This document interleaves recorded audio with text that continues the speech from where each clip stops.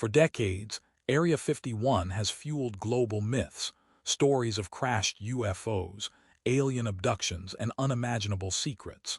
But beneath the persistent veil of mystery lies a complex history rooted not in outer space, but in Cold War engineering. We dive deep into cold case blueprints to uncover what America was actually testing for decades.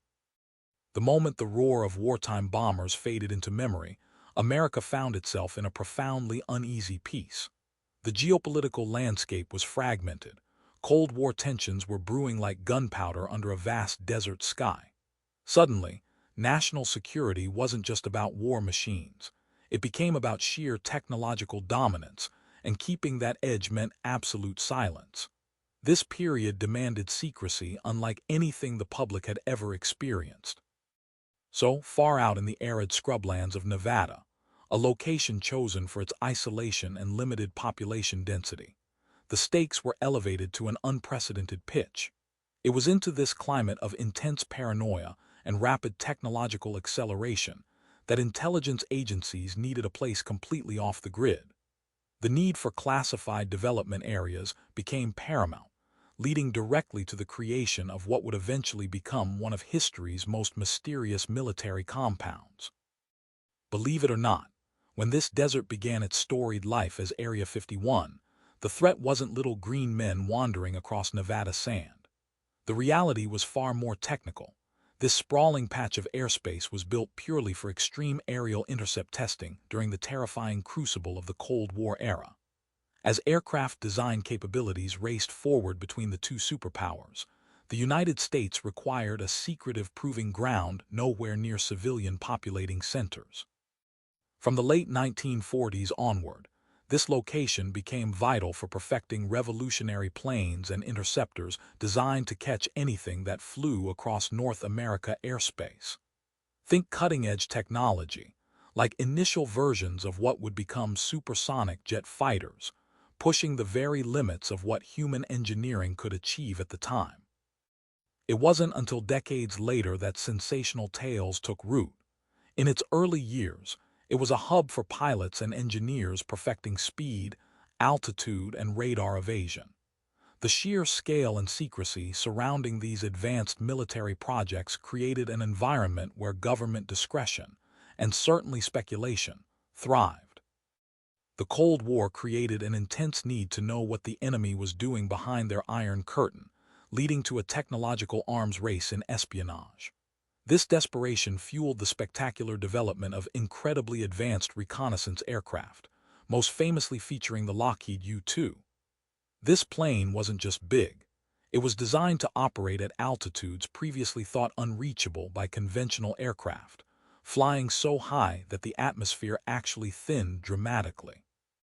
In fact, when the CIA began utilizing these missions extensively, they were capable of cruising above 50,000 feet, a staggering feat for its time. These daring operations weren't about dogfighting.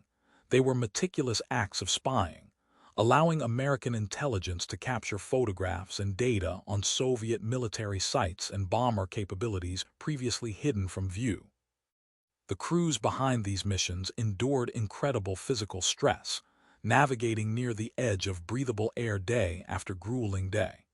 Every piece of film recovered was a gold mine of information, shaping decades of geopolitical strategy. Only through this breathtaking combination of engineering ingenuity and absolute secrecy could the West keep pace with the rapidly evolving military powers of the Cold War era. But simply fast wasn't enough. The technology being developed wasn't just about breaking the sound barrier. It was about becoming virtually invisible while doing it. Think of it as humanity entering an arms race against detection itself. Over the decades, we transitioned from early supersonic jets, aircraft like the F-106 Delta Dart, which were incredible feats of engineering in their time, to something entirely different, pure stealth capability. The objective shifted from sheer speed to operational secrecy and low observability. We needed aircraft that could get close to a target, examine it, and leave without the enemy ever knowing they had been compromised. This required groundbreaking materials science, pioneering composites and radar-absorbent paints that literally soak up detection signals. Enter stealth technology, which fundamentally changed aerial warfare. These modern designs, often utilizing swept wings and complex internal weapon bays, make them incredibly difficult to track with older radar systems. For the people operating at sites like Area 51, mastering this incredible blend of speed and absolute silence remained one of the most formidable scientific puzzles to solve, constantly pushing the boundaries of what was physically possible in the air. But behind those massive perimeter walls, the story wasn't about flying saucers. It was about human endurance under total operational paranoia. Picture technicians, brilliant minds drawn from the best of the wartime engineering corps, dropping everything to relocate to this isolated corner of Nevada. These weren't just soldiers. They were aerospace specialists and intelligence analysts who understood that if the Soviet Union caught wind of our true capabilities, it would cost us the arms race. Life there became a relentless dance with classified protocols, where every passing car could be interpreted as an aerial threat until you learned to filter out the noise. Think of the pilots, men flying experimental aircraft like the U-2 spy plane at altitudes that pushed human physiology to its absolute limit, knowing nothing about their advanced missions would ever see the light of day. For these caretakers of high technology, secrecy wasn't a policy, it was their identity. They lived in communities built on NDAs and whispered rumors, fostering a culture where questioning, the mission, simply wasn't an option for survival or career advancement. It was a highly privileged, intensely demanding existence, ruled by the silent imperatives of Cold War technological dominance. But as the Cold War heated up, and the ultimate goal shifted from beating Soviet bomber threats to conquering orbit itself, the focus began to widen dramatically. The secretive testing grounds of Nevada were no longer solely dedicated to wings and airframes. They rapidly became a laboratory for propulsion systems never before seen in action. By the late 1940s and early 1950s, engineers weren't just optimizing flight stability. They were wrestling with concepts of massive thrust, advanced rocket science, and supersonic atmospheric jumps. Suddenly, aircraft research was deeply intertwined with the nascent American space program. Think about it.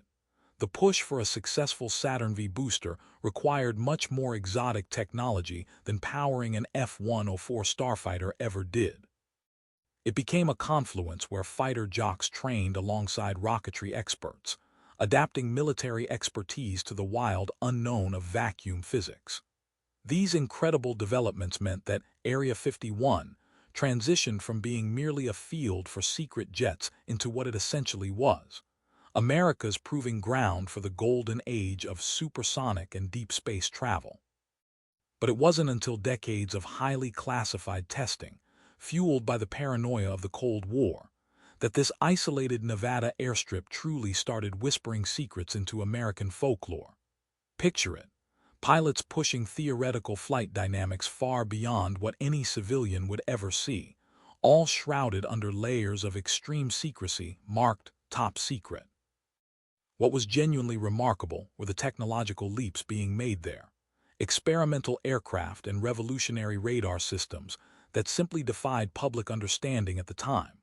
Of course, whenever government personnel perform cutting-edge work in complete isolation, people naturally start asking questions about what they aren't telling us. These necessary walls of secrecy, intended to protect national defense strategies, became the perfect breeding ground for speculation. The few leaks and hushed testimonies from former military personnel proved enough to plant seeds of doubt.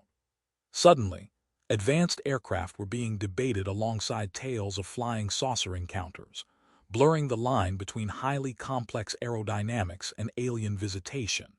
It was the very effort to explain away the incredible nature of their findings that helped create the mythos in the first place, turning a testing range into the ultimate nexus of forbidden knowledge. While much of Area 51's most intense operations from the Cold War era are shrouded by decades of silence, its legacy isn't confined to classified documents. The physical reality remaining today is a testament to ongoing military and industrial adaptation. Its success in rapidly developing secretive infrastructure set a global standard for advanced testing grounds, improving concepts that are now used everywhere from Starlink deployment to next-generation fighter jets. Even after the initial flying saucer scares died down, Nevada remains a crucial hub for aerospace engineering. Companies today still utilize much of the original land base and specialized logistics carved out for projects like U-2 interceptor testing in the 50s. The skills refined by engineers who worked on advanced radar and hypersonic lift decades ago are foundational to modern aviation safety and efficiency. So, when you look at a state-of-the-art military aircraft today, remember that much of its core operational blueprint was literally etched into the Mojave Desert under heavy classification tags, starting way back in the mid-20th century. Area 51 reminds us that the truly extraordinary things are often built on foundations of profound human ambition and immense secrecy. The stories we hear today might be filtered through decades of classified reports, but even in myth, there is a powerful echo, a lasting reminder of what mankind can achieve when curiosity meets unlimited power.